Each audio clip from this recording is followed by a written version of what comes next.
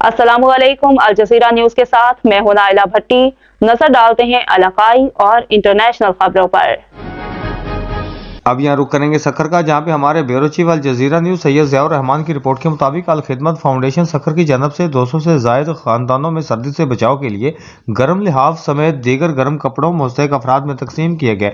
तकरीब निजी स्कूल के ग्राउंड में मुनक्किद की गई, जिसके मेहमान खास जमात इस्लामी सक्खर जिला के अमीर सुल्तान अहमद लाशारी, जमात इस्लामी सक्खर के अमीर जुबैर हफीज शेख थे। इस मौका पर जमात इस्लामी सक्खर के अमीर जुबैर हफीज शेख ने मीडिया से गुफ्तगू करते हुए कहा कि जमात इस्लामी इंसानियत की बिला तफरीक खिदमत पर यकीन रखती है और हर मुसीबत की घड़ी में अवाम की खिदमत में सफ़े अव्वल में किरदार अदा करती रही है। हालिया बारिशों में जब पूरे मुल्क समेत सक्खर में भी बारिशों ने तबाही मचाई है, इस मुश्किल सूरत हाल में घिरे हुए अवाम को रिलीफ फराहम करने के लिए अल खिदमत ने हर सतह पर मुसलसल इमदादी सरगर्मियाँ जारी रखी हैं। खाने और खुश्क राशन समेत मेडिकल की सहूलियात भी फराहम की। उन्होंने कहा कि आज भी हमने 10 लाख से जायद की मालियत के गर्म कपड़े मुस्तहिक अफराद में तकसीम किए हैं। अल खिदमत फाउंडेशन सक्खर समेत पूरे पाकिस्तान में अल्लाह की मखलूक की खिदमत का सिलसिला जारी रखे हुए है।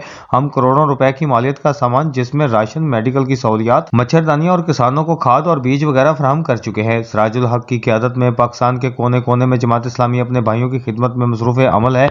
हमने बारिश और सैलाब मुतासरीन की बहाली का पुख्ता इरादा कर रखा है। इन तमाम कामों के बाद अब मुतासरा खानदानों को मकान बनाकर फराहम करने की तैयारी कर चुके हैं। जल्द मुतासरा खानदान अपने घरों में होंगे। अब तक के लिए इतना ही। मज़ीद अपडेट्स जानने के लिए विजिट करें हमारी वेबसाइट www.aljazeeranews.tv।